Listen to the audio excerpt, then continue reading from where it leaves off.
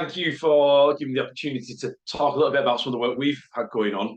Very, very briefly to sort of let you know who TeamKinetic are and what the session's about today. Well, the session really is we don't want you to be scared. And I, I'm part relieved that the results came in from Rhiannon's poll at the start that suggested about 75% of you are either somewhat or not confident in volunteering, because that would have made a right mess of the next bit I would have been doing and the last 3 months of work I've been doing on this particular topic. If you'd all come back and said, no, it's dead easy and you're already happy with it. But it is still concern and something we want to help you address. And it's something that we as an organization, as a business, have noticed. We've been working in volunteer management for 15 years, and the pandemic drove a lot of digital adoption across the sector, but it's still really sporadic.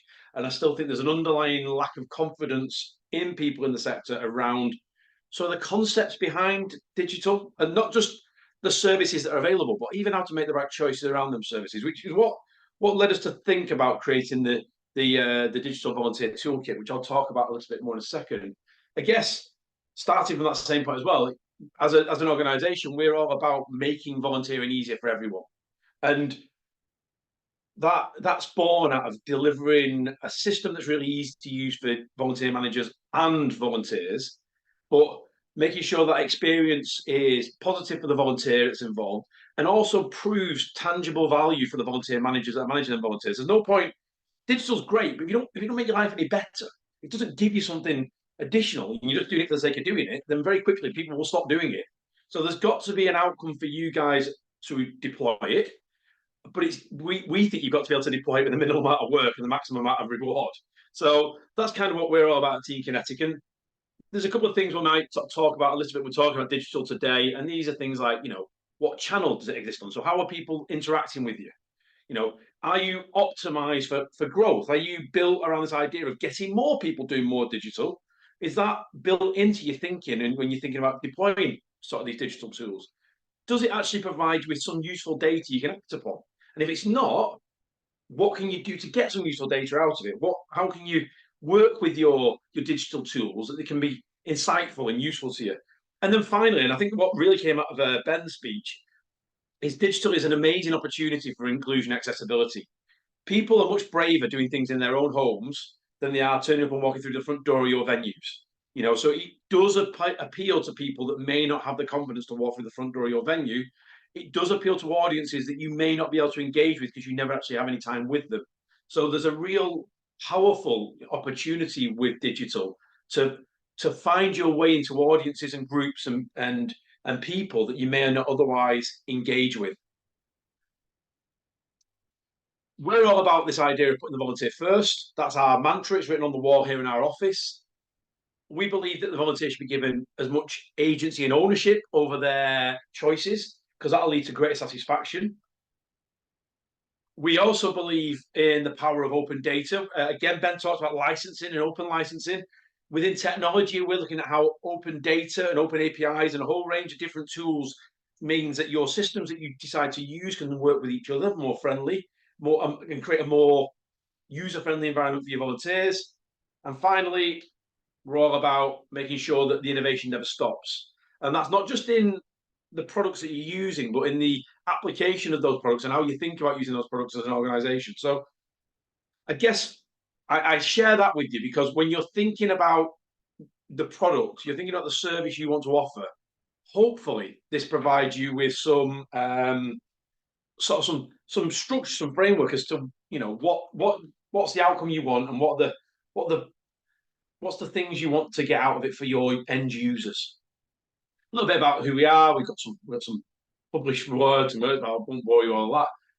I want to talk a little bit about the toolkit. Now, when Rhiannon asked me to sort of talk to you a little bit about what we've been doing and where it might fit in with the work that Ben's done, as I mentioned at the start, we felt that there was an opportunity to work with the sector to provide some additional support to enable volunteer managers to make better choices around technology and around digital. We, as a business, we thought that's great, but we also felt that we need to get some partners involved. So we were already working with the guys at the Association of Volunteer Managers. So we went and had a chat with those guys, and they were kind enough to convene a group of about 30 of their members I'm working with a gentleman called Gethin Williams that some of you may or may not know. We've known Gethin for quite a long time, since his days at Join In and doing the Olympic Games. We pulled together a crack team of technologists that were in the voluntary sector to see if we could work out what some of the issues were. We also got some help from organisations such as Tempo. Matt, who's on the call, has had a sit down with Gethin and talked about his experience with digital. We've had a chat with the National Trust, Volunteer Dorset, and there's a number of other sort of direct chats that we've been talking to try and get a real sense of the breadth and depth of the issues that you guys are facing. That's helped us develop a methodology, if you will, around how to think about digital and think about your journey as a volunteer manager in the digital space. And you can just put my logos up. I didn't press my buttons. There they are. Okay. So what's the tool all about? Well, the tool isn't quite ready for launch just yet. And at the end of today's session, I will give you an opportunity to express an interest if you want to find out more about it. But it's on its way, and we're expecting it in September of this year, coming out live. But we're using this as an opportunity to start telling people about what it's all about. And we broke it into these 3 stages. So there's the getting ready stage, which is about, and it's come up quite nicely in this session. It's about building your digital confidence. It's about having some kind of vision for how digital may or may not impact your work. It's about understanding the volunteers. There's some techie terminology, UX, which is user experience, and it's also then about thinking, okay, well, I know what I want, I know what I want it to do, and I have an expectation it can result in these things for me. How do I then pitch that to my management, my board, to get some resource and money to pay for it? As Ben talked about in his session, it worked great when you had a little bit of resource and a little bit of leadership, a little bit of management. Digital, like volunteering, needs to be watered, needs to be cared for, needs to be encouraged. It needs a little bit of leadership within the organisation to make that happen. And then how do you map from that getting ready stage into your delivery? Okay. Stage 2 is looking at navigating your digital journey. And it's, understanding some basic things around marcoms. How can you use digital to get your message out there? What channels can you use? How effectively do you use those channels, and who's the audience you're trying to reach? We talked about inclusion. It's come up a lot today. The power of digital to reach audiences you otherwise wouldn't get to speak to. How can you maximize that impact? And how can you use digital to record that impact you're having? Connectivity and interoperability, I will talk about a little bit more in a second, but the danger with digital often is you can end up committing to a particular expensive product if you're not careful, and getting caught in a silo that you can't get out of. So as we move forward in this world, what can we do to make sure that we don't buy products that get locked into something that we can't get out of in the future, and all our data is locked into something that can't be used again? Everyone remember mini discs? Anybody still got any mini discs that they use that they've got? That kind of thing it can be expensive and problematic, and the same can happen with your volunteer data if you're not careful. And there's lots of other things in here to do with task allocation, incentives, reward recognition, all stuff that's already, again, interestingly been mentioned today in the talk so far. Big one for us, compliance. Digital comes with its own set of compliance and regulation that you have to adhere to, and then sort of the infrastructure and membership bodies, how it connects together to create a better voluntary sector overall. And then the final bit, and this is Gethin's word, not mine, becoming a digital Jedi, which we quite like. What does the future look like? How can you have an eye on the future and be aware of what's coming down the road to make sure that the decisions you make today are useful for you? So where do you go and find out about AI and volunteering? Who do you go and ask about that for that subject? And know that the AI you're using has been ethically put together and appropriately using your users' data and not taking advantage of you. The open data argument, do you want a world where we are dominated by 1 or 2 big tech players in volunteering, or do we want a world where there is a set of rules and we can create an ecosystem where developers and new people can come in much easier? Passporting and passports is a controversial subject. We prefer to talk about it in this idea of reusable identity. And a volunteer can validate their identity once with some kind of digital identity provider and reuse that over and over again, which becomes really powerful. You think about a digital identity that contains a DBS and their volunteering history, for example. And then the big question: when doesn't digital do the right job? When can you use in real life? We're not here. Although I am something of an evangelist on this subject, I still go and volunteer at my daughter's netball club. I'm still there in person for the AGM. There is certain things where you can't be that in person experience, but maybe there's a role for digital to enable that and enhance that. Now, I'm not going to read all that slide out to you, but this is what the toolkit's all about. And each of these stages, we've developed tools and evaluations and methods to help you understand where you are on this digital journey and where the gaps in your knowledge might be, where the risks are for you as an organization and where the risks are for you personally. So the first step of the toolkit will be helping you build a picture of your confidence, your gaps in your knowledge, the opportunities that are out there, and building a plan around how you may go and achieve that stuff. The second part of the getting ready is then understanding how you develop that into a business plan or a business case that you can take to your board to use as a way of raising the priority of this work up the pecking order at the board level to get you some funding and resource to pay for it. So that's what that slide is there about. Like I say, we will share this with you, so don't worry about, there's a lot of content on there that I definitely don't expect you to all read right now. The second slide. So we're talking about now this idea of, in this delivery stage, and you're trying to find a product, you're trying to use that product, and you're trying to, deliver that to your volunteers. So it's, what's your digital L&D journey look like? Where are the gaps in your knowledge, and what can we do to make sure you're supported in that? So the toolkit again is there providing links out to resource. It's there making sure that you understand. You can create an action plan for yourself, if you will, and it's dealing with some of the things like compliance and some of the things you need to be aware of. So there's this sort of section of the toolkit is a combination of content and links to other people that provide content and people that can provide support during this process. And then the final stage is becoming that Jedi and starting to understand where the next opportunity is coming from for your volunteers, and how you might be able to take advantage of that. I guess just to very quickly sort of explain where we're from, we work with a whole range of heritage organisations already. That's just a sample of some of the people we work with, and they're just a sample of some of the sites that we've got up and running. We've built this toolkit based on feedback, data, knowledge, experience we've gained from working with these guys.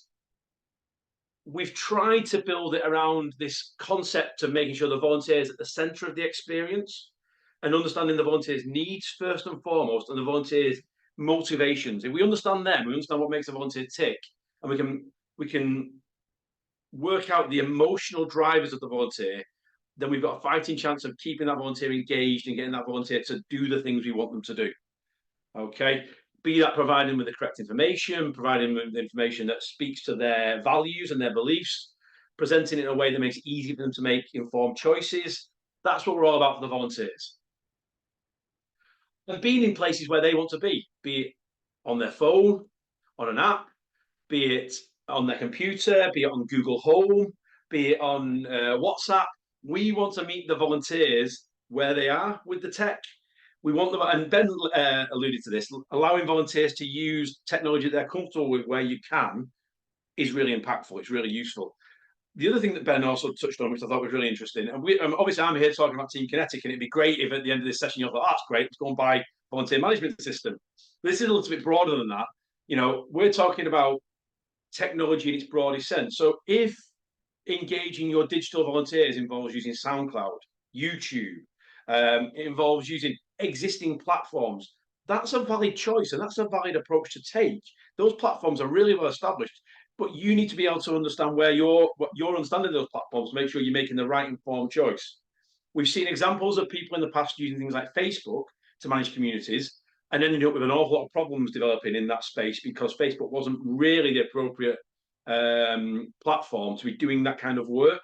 And things can very quickly get out of control if you've got the wrong tool to do the job you're looking for. So it's about looking at what's available out there and making sure it's the right product fit for you guys. And then from the way we look at it, again, we always refer back to this idea of who's a user and what do they need, making sure we're providing you guys with the tools you need to be able to recruit, onboard, deploy, feedback, reward your volunteers in a way that's safe for you, safe for them, fun, enjoyable, accessible, and hopefully leads to them doing more volunteering for you. I did say right at the start, sort of early on the session, about this idea of data and integration and this idea of open source. The sector as it stands at the minute has a number of technology players, if you will, that have got an awful lot of data that sits within their systems. And there is a challenge for the sector around what we would call interoperability. And interoperability is the ability for one system to talk to the other. And I've been wittering on about this to anybody that's been keen on listening to me for about the last 10 years. So we're making a real big effort as a business, and we're working with DCMS, we're talking to AVM, we're talking to MCVO and NAVCA about trying to develop some universal standards for volunteering within data. So what should a volunteer opportunity look like as a minimum? What data fields should it contain? And can we create a methodology by which these opportunities can be shared between platforms more easily? An example for us is we've connected to the Do It platform for the Big Help Out. We've connected to the Volunteer Scotland platform in Scotland, and we're connecting to the WCVA platform in Wales in the very near future. You know, having that interoperability between those platforms means you have a bigger audience, just as an example. The other side of that is, like, say, what should a volunteer profile contain as a minimum?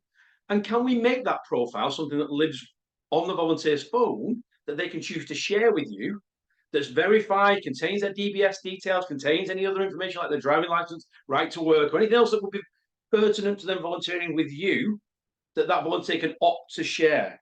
So again, that's looking at this next one down, which is CDD services and the Open Identity Exchange. These are open data standards around personal identity. And they're going to be used for lots of other things in our lives to do with going to work and claiming benefits and all that kind of stuff. But in volunteering, can we take advantage of that same technology? That's what we're looking at. So this is the next step. Ben mentioned about open licensing, and the same applies in the technological space. Can we create some of these tools on an open license? So as a minimum, you can access some of this stuff for free if you need to. Okay, again, TeamKinetic, we've always been big believers in making sure that we've got some stuff out there that's available to you guys for free. And then the last bit is that interoperability again. Can we make sure that we build this stuff in a way that can talk to other stuff? And there's a whole world out there to do with what we call APIs and webhooks that I'm not going to bore you with.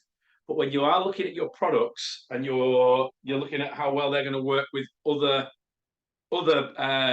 systems you've got, a little bit of knowledge around API and webhooks, understanding how my system plays nicely with another system is a really useful thing. You don't have to know how they work, just that they're there, I guess, is what we're talking about.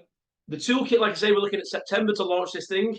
If you are interested in being a recipient of the first copy that comes out, so you can go through the process with us, then please scan that QR code, fill in the form on that page, and we can keep you abreast of the developments. We've got some more launch information coming out over the next few weeks. The plan is to launch this just after the AVM conference in September. So we'd love you to sign up. We'd love to keep you in the loop as to the thinking. This thing is going to exist although TeamKinetic have worked hard to put the thing together. We're working with Gethin, we're working with AVM, we're going to be working with Matt and Rhiannon and HVG. And we want this thing to be its own. We want it to have its own life. We want it to be its own thing. And we want you guys to be able to feed into it. This is step one of the process where we're going to build this toolkit that's there to get you started. The plan that we've had with Gethin is that out of this, then we may start to come with little more specialist topics to do with particular aspects of the volunteer experience. So it might be stuff to do with, digital archiving. It might be stuff to do with onboarding. It might be stuff to do with digital ID. It might be stuff to do with AI. We may come up with particular little workshops that are more tailored to very particular needs, but we'd love to know what your needs are. Okay, so the toolkit itself is about building your confidence, giving you some basic ideas, giving you some basic tools, but we want this to grow into something of a movement to help educate the sector if we can.